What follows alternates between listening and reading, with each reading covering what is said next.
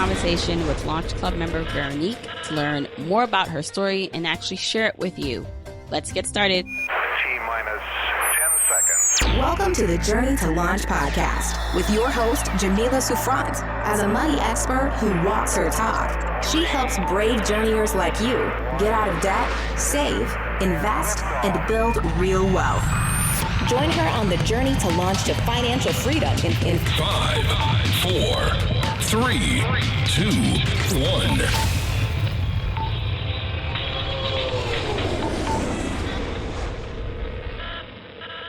Hey, journeyers. Welcome to the Journey to Launch podcast. I'm your host, Jamila Souffrant.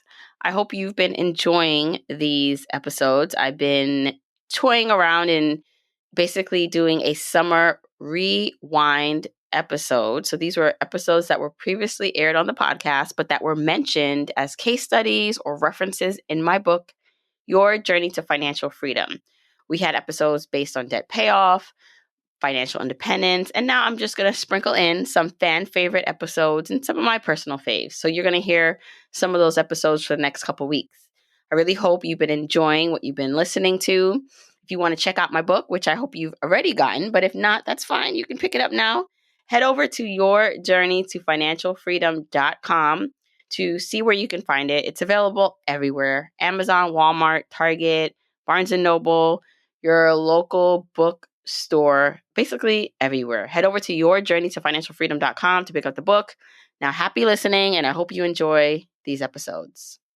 If you want the episode show notes for this episode, go to journeytolaunch.com or click the description of wherever you're listening to this episode. In the show notes, you'll get the transcribed version of the conversation, the links that we mentioned, and so much more. Also, whether you are an OG journeyer or brand new to the podcast, I've created a free jumpstart guide to help you on your financial freedom journey. It includes the top episodes to listen to, stages to go through to reach financial freedom, resources, and so much more. You can go to journeytolaunch.com/jumpstart to get your guide right now.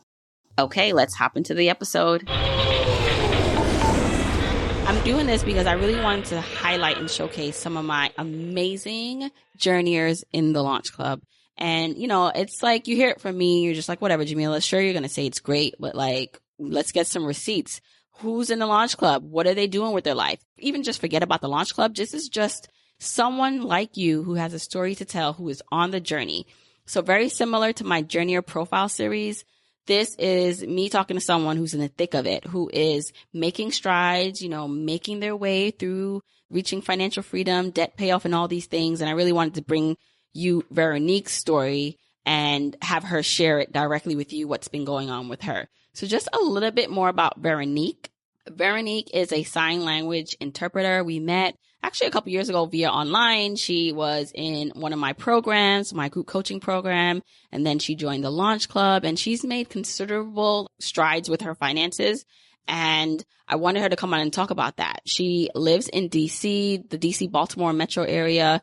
And you're going to hear her talk about kind of what she's been working on, how she's been working through paying off debt and earning more money and all the things. And so I'm excited for you to hear Veronique's story. Now, without further ado, let's listen in on this conversation I had with Veronique. I hope you enjoy. Okay.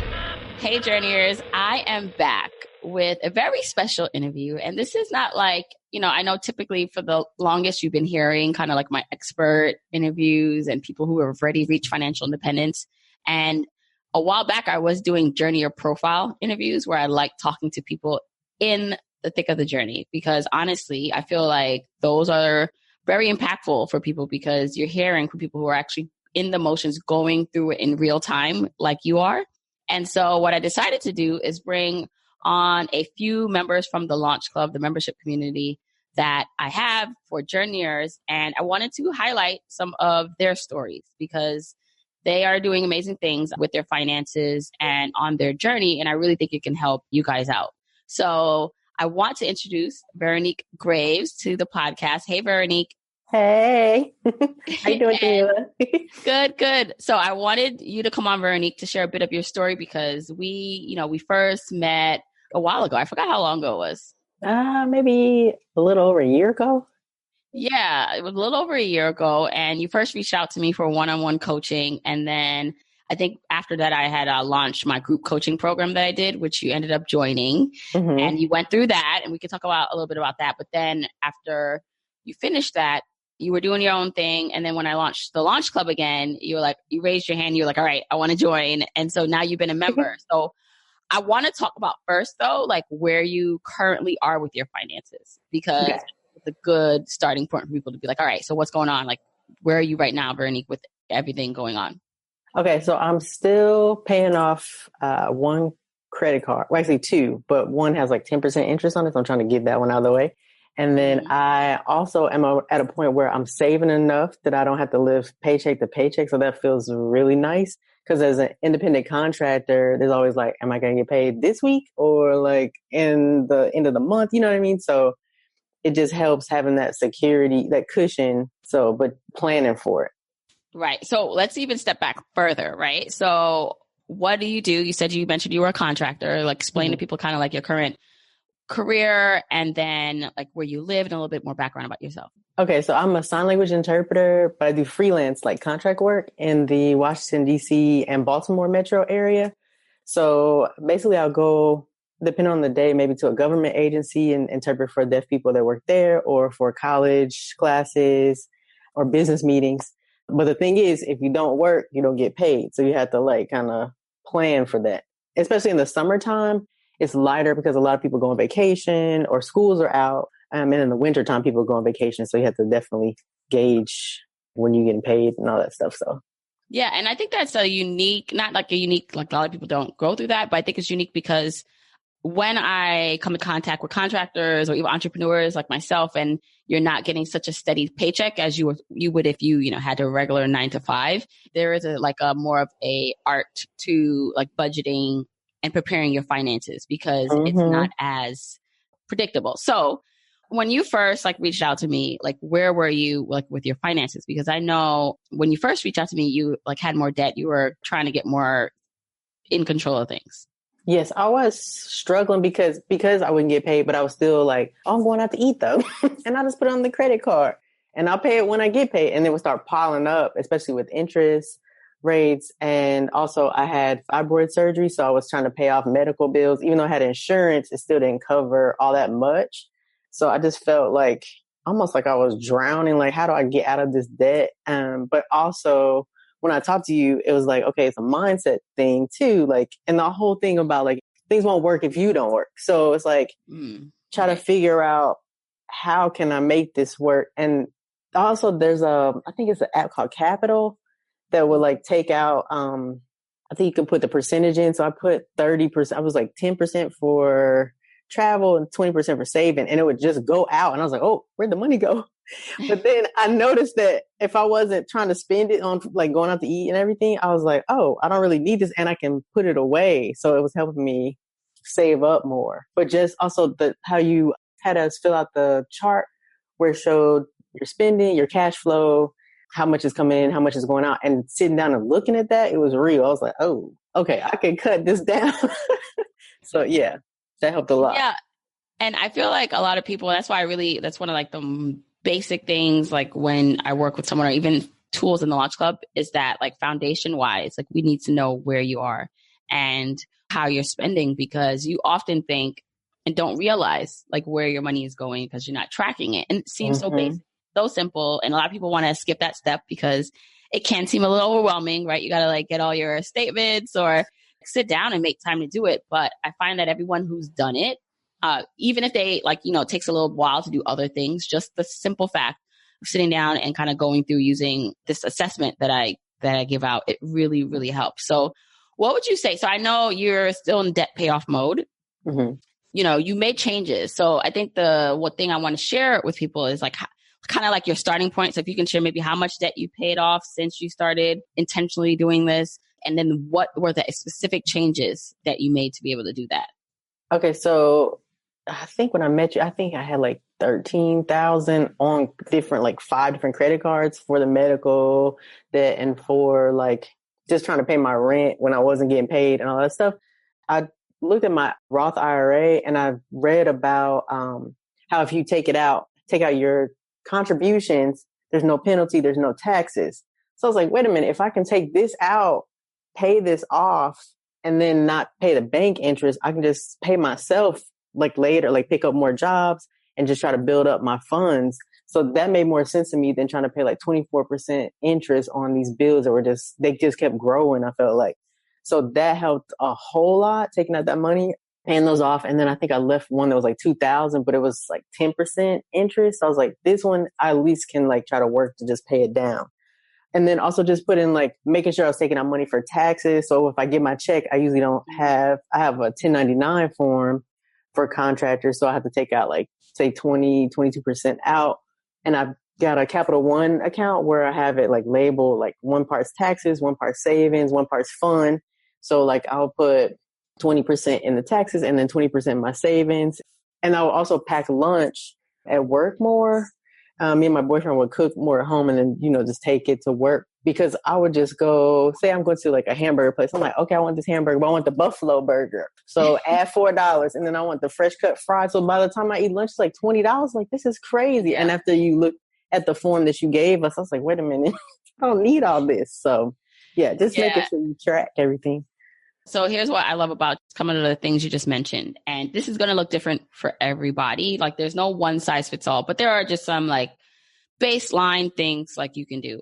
I do want to mention, what you talked about with the Roth IRA is true. So since Roth contributions are after tax, you already pay taxes on it. So that contribution, if you decide to take it out, it's not taxed. Now, I always say that should be one of your last resorts, because that's meant to grow, like it's meant to grow over time. And then if you can, it's better to pay off your debt from cash flow. But I will say this, that even like with your situation and you explaining it, like it worked for you to get you over a hump and get you ahead. And so that's why I always say it's not necessarily a one size fits all, but you need to be conscious of what that means if you're taking that money out, that, okay, you have to consciously stick to now your new behaviors so that you're not taking it out to pay it off and then you're back from square one with credit card debt again, right? So, there's more to it than just like doing it like one time. There's like a decision and a commitment to that.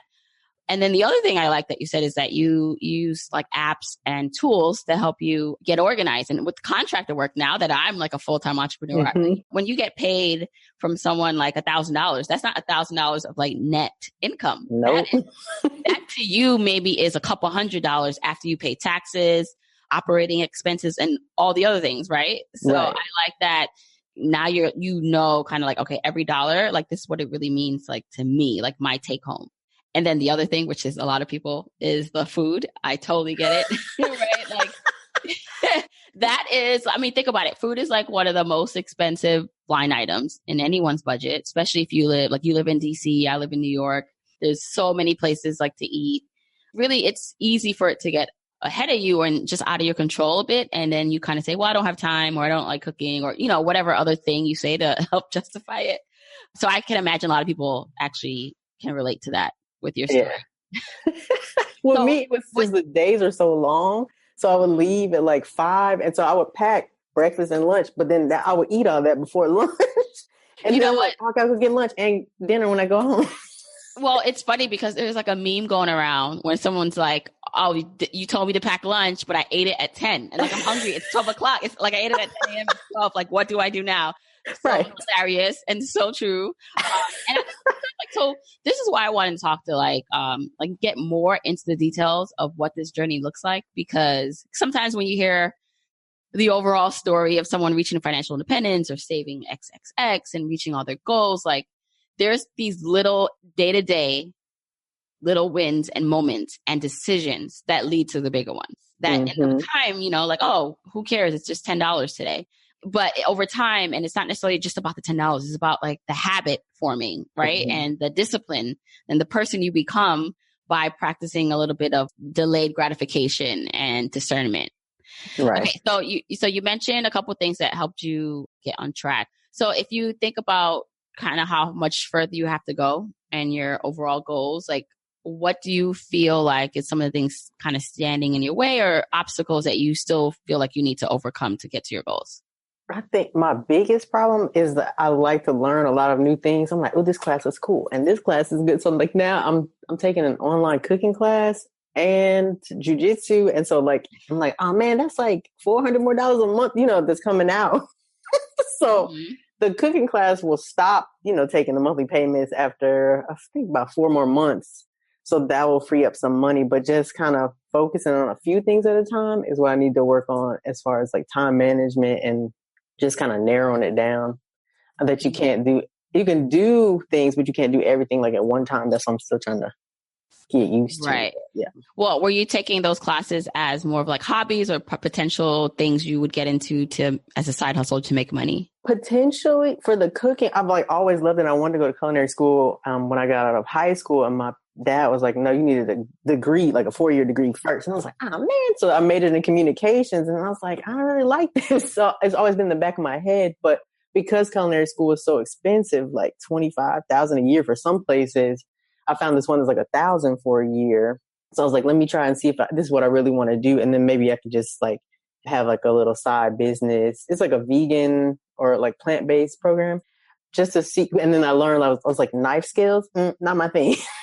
It's really hard. So I'm more of a baker. So it's just kind of, I feel like I'm in an exploratory stage still. Of trying to figure out really what I want to do. And then I like working out and I like martial arts. So the jujitsu is something new as far as self-defense too, and fitness. Hi, Jamila here, host of this podcast and author of the book, Your Journey to Financial Freedom, a step-by-step guide to achieving wealth and happiness.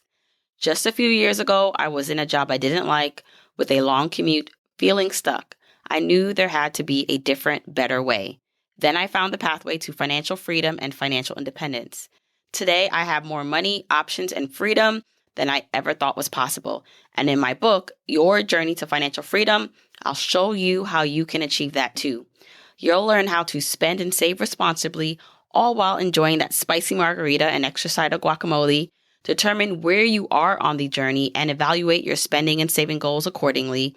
Quit your job, retire early, or reach financial independence. My book, Your Journey to Financial Freedom, a step-by-step guide to achieving wealth and happiness, is out now and available on Amazon, bookshop.org, Barnes & Noble, and more. You can even listen to the audiobook narrated by me. Go to yourjourneytofinancialfreedom.com to get a free bonus when you order the book and see all the places to buy it. Once again, go to yourjourneytofinancialfreedom.com. So you're multi-passionate and like a creative. So I think that for a lot of people, it comes to, well, like I want to try all these things out. And I always say that you just said it yourself, like you can afford anything. Like, we can technically do all the things, but then that's going to take away or delay other things. Like there's always an opportunity cost for something. And I try to preach, or I try to say and make clear that I'm definitely not about like, not deprivation per se. Like it's not like you can't do anything and you should never spend money. Like that's totally not my approach, but that you should just be aware of, if you do this, then this is what this means. And so I think a lot of people, like they think like, oh, like I have all these interests or I want to do these other things, like I deserve it. And so coming to a decision on, okay, I'll make a plan. So maybe I won't do all these things at once. I'll make a plan to do this for a year or 6 months. Then I'll move on to the next thing, but then really look at how this impacts your other goals, right? Mm-hmm. Now, when it comes to how you're feeling now, so like, what are your ultimate goals? You work for yourself, which is actually a goal that a lot of people want to reach, right? Like you have some flexibility there and you're making your way with paying off some debt. I forgot how much you said you had left still. I think I have about 2,000. Wait, and I forgot I owe my aunt like 2,300 for medical bills, but she's like, take your time. I don't need the money, but I still, want to pay her back. Okay. He's like, pay all the other stuff with interest first. I was like, okay. So. Oh, she's very nice. Yeah. So you're still, I'm assuming debt payoff is one of your main goals. What are some other goals that you have and how do you intend to kind of stick to them and reach them?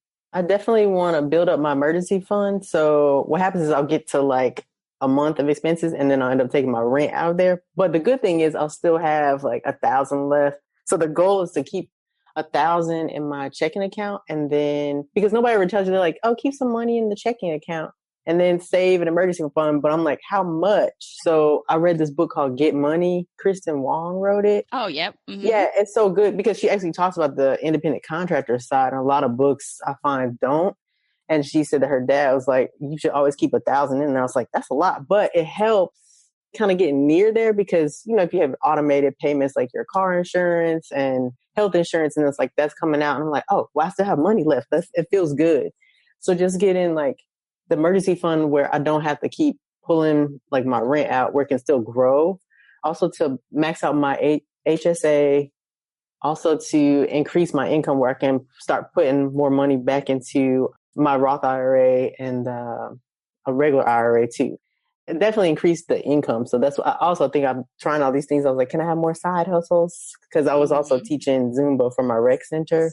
It definitely sounds like you have a lot of goals, concrete ones, and I feel like you could definitely reach them. I think for a lot of people, that's the thing. It can get a little, and not saying this is you, but it can get a little overwhelming with like all the things you want to do and accomplish and the steps that it takes to do that. So the other thing I wanted to talk about is kind of where you are in the journey. So I recently introduced in the Launch Club, and then I'll be talking about it here on the podcast if I haven't already talked about it, is like this kind of the journey or stages, and that the different levels that people kind of travel to get to the ultimate stage that we all want to get to, which is financial independence, and where really work is optional. Like you can decide like if you want to work. It's not that I don't think everyone can reach, but it's a journey to get there. And depending on your starting point, it can take a while. So I wanted to break down for people like, okay, what does that look like when you're in the beginning stages, like yourself, still in debt, payoff mode? And so I would like to describe, and I'm looking back because I wrote it on my board here, that you like are a cadet. Like I made these like names up following my whole theme of launching. That's cute. You're like, more of a cadet stage where you are in the debt freedom stage. You know, the first stage before cadet is explorer. So that's like someone who's typically trying to get just stable. Like they're trying to pay their bills. They're in the red and that like living paycheck to paycheck. Whereas you're more stable than that. You're in a debt payoff mode, which is where a lot of people are. Sometimes that can take a while, right, to get out of, depending on your habits, how much delayed gratification like you can handle, and choices that you make and income and all the things, right? So I want to talk like what you're excited about the most moving forward. So I know you're in the Launch Club. So I do want to talk about that a little bit and like kind of just how that's been helping you along. What are you feeling most excited or invigorated about with this, where you feel like, all right, I feel like I can do this? Like what's giving you that kind of hope and motivation? I feel like with the Launch Club, just reading people's stories or talking to people who are kind of in the same boat or like same mindset of like, okay, I got to do this, and I focus on the money. Cause I find a lot of people don't like talking about money. It's like, we need it. We have to make it so people are more comfortable with it. But yeah, so the accountability that comes with the Launch Club, I really like. Actually, I have a meeting with a lady from the Launch Club tomorrow. We're going to be accountability partners. Yay. So yeah, so that's cool. And then two of my friends are like, okay, I'm in debt payoff mode. So I saw this sale at the loft, but I had to pay my car. So I was like, you go, girl. So just encouraging people really helps a lot. And I also want to tell you, I used Betterment last year, even though I was paying off the debt. It was taking $120 a month out of my account and I didn't see it. And I looked later. I mean, I would check it every now and then, but my sister's getting married in Mexico the beginning of next month. So I was like, how am I going to pay for this? And then I was like, wait, you had the Betterment account. And it was like $2,000 and it was $1,500 like to go. So I was like, oh, I can use this. So just having that was like pretty cool because just not the automation helped. And then it was like, okay, you can have something for like a goal that you want to achieve or something that you want to do that's even fun. So right. And so like a couple of things with that, like that's why community like is so important. Being around like-minded people is huge, and it's something that you probably like some people don't put enough stock in, but just being around people who are doing the same thing you are is motivational because you're like, all right, I'm not doing this alone. So I'm so happy to hear that you connected with someone to really be like an accountability partner for you in the Launch Club. And then, like we mentioned before, it's that the automation and the tools to help support your goals are super important. So another thing that I really try to encourage people is that I have my recommendations of tools and things I use, but whatever works for you, just keep trying tools until, and some people are just like old school, right? So when it comes to a budget, like I have budget tools that I like, but it's like some people just like the paper and pen or a Google Sheets / Excel file. That's fine. Whatever works. But you just have to keep trying things until they work. Because I find that people try things like, oh, that didn't work. And then they just kind of give up. And it's like, no. Like you have to keep trying until it works. Mm-hmm. Okay. So what's something that you're kind of scared about with like achieving your goals? Is there something that's just like, ooh, you kind of makes you a little nervous? I think with my job situation, because I'm learning the new skills, I'm also like learning tech skills, and people are contacting me from jobs already. It's like, I'm not finished with this. And I was like, I think I've also gotten comfortable in my job. Like, okay, I know some of the agencies I go to, and then if I get another job, then what happens with this one? But with interpreting, I could do it part-time, I feel like, or at night or on the weekend. So that's just talking myself into like, you want to make some different moves. So just keep going for it, keep learning. Right. Yeah. And it's so important that you do keep investing in yourself. And I think for a lot of people, it comes a time where in the personal finance field, like a lot of it is saving and investing and, investing in your retirement accounts and into whatever accounts outside of yourself, which is totally, yes, that's true. But there's a level of investing that you have to do with yourself too. And where you have to take stock on like, okay, how do I pour back into me so that I am building up myself as my biggest asset? Because at the end of the day, like I'm the one that's going to be able to make the more money with my skill set, with my mindset, with my action. So definitely great that you are like continuing on this path of like learning. So now kind of just switching to like the Launch Club. I always ask people, and I try to, for everyone that's in the Launch Club, I'm just like, okay, what's the reason like that you joined?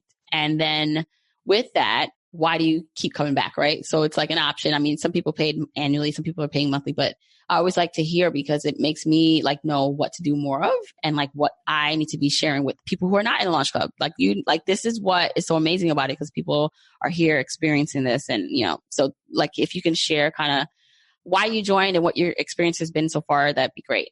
Let's see. I was always looking for more like-minded people as far as like financial information or personal finance and the whole financial freedom movement. And so with your group, it's a good community, like to share your goals, share your wins, share what you learned. So like the challenges I really like because like growing up, I played basketball. And so it's like, it's kind of like competing with yourself. Like, can I accomplish this goal this week? Or can I pay this debt off or save this much money? So I really like that. Also the classes and yeah, just being able to talk to people because I have one friend, we'll check in every day. Like, did you work out today? She's like, or I'm like, I'm tired. She's like, go to the gym. So checking in on each other. I really like that.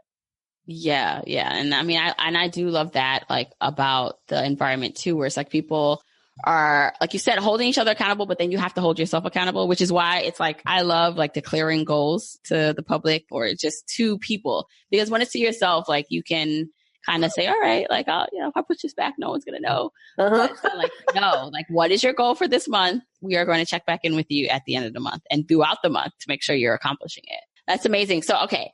So I know I'm going to see you back in the Launch Club. We're in there all the time, but if you had any parting words, right, for someone who is like yourself, who is in the debt payoff stage, who is a cadet, I know the terms are pretty like new for people, but like someone who's kind of just like in the thick of it, because this is the thick of it, right? Because, your goal is eventually financial independence and being work flexible. But until then, what advice do you have for someone who is just like yourself going through this, listening, and it's just like, this is going to, it just seems like it's forever, or it's like, this is really worth it? Should I be giving up my quick lunches that I enjoy?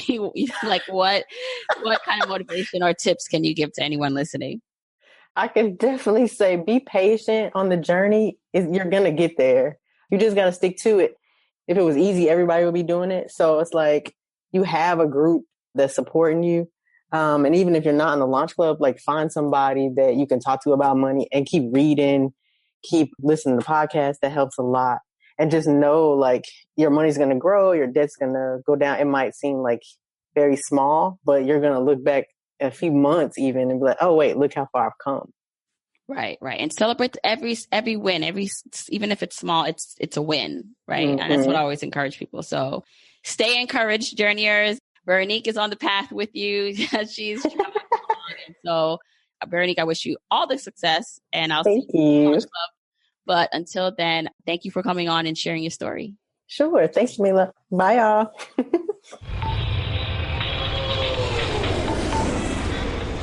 I hope you enjoyed that conversation with Veronique. I am really proud of all the strides and accomplishments she's had so far. And as you hear her say, like, she's still in it, right? And so I hope this gave you some encouragement, no matter where you are on your journey, that there are millions of people like you who are going through it, who are every day, right? Like, they're just chipping away at that debt. They're chipping away and improving their habits and mindset and all these things that it takes to really reach your goals, and you're not alone. All right. So until next week, keep on journeying, journeyers.